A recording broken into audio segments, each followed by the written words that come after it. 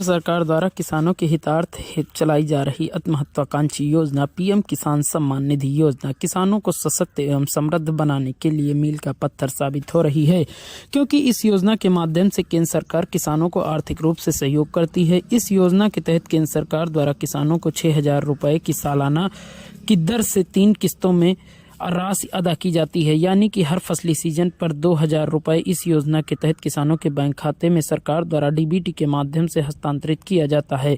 परंतु अब इस योजना का लाभ उन्हीं किसानों को मिल सकेगा जो अपनी फार्मर रजिस्ट्री यानी कि ई-केवाईसी कराएंगे, अन्यथा उन्हें सरकार की ओर से मिलने वाली पीएम किसान सम्मान निधि योजना की 19वीं किस्त से वंचित रहना पड़ेगा। इसीलिए जरूरी है कि पीएम किसान सम्मान निधि का लाभ लेने वाले किसान जल्द ही अपनी फार्मर रजिस्ट्री करा लें, जिससे उन्हें इस योजना का लाभ आसानी से मिलता रहे।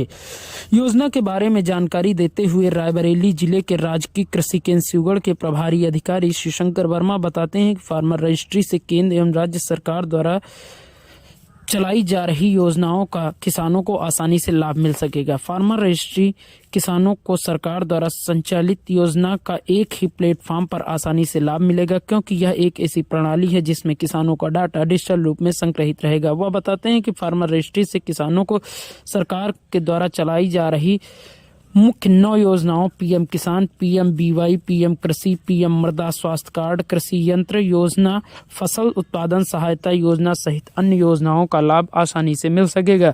साथ ही वह बताते हैं कि किसानों की भूमि भी एक डिजिटल आंकड़ा सरकार के पास संग्रहित होगा, जिससे भूमि का विवाद भी कम होगा।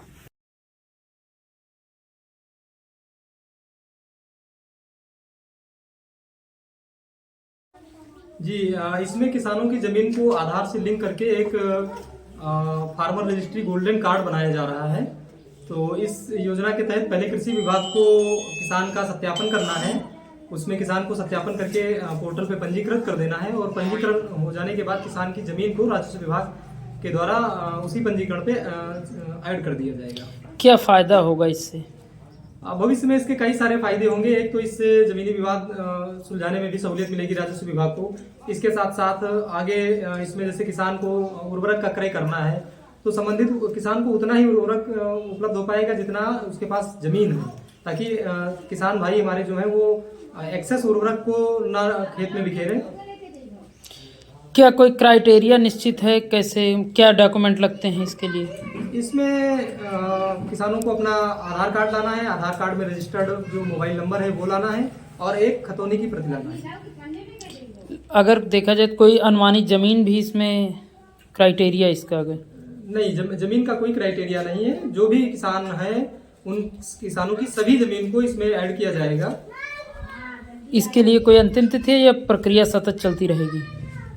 अभी तो कैंप मोड में प्रोग्राम हर ग्राम सभा में लगाए गए हैं। हम लोगों के 2-2 दिवसीय कैंप लगाए गए हैं। जिन किसानों का इस कैंप के बाद भी अगर किसान रह जा रहे हैं पंजीकरण कराने से, वो किसान सहज जन सेवा केंद्र के माध्यम से अपना पंजीकरण करा सकते हैं।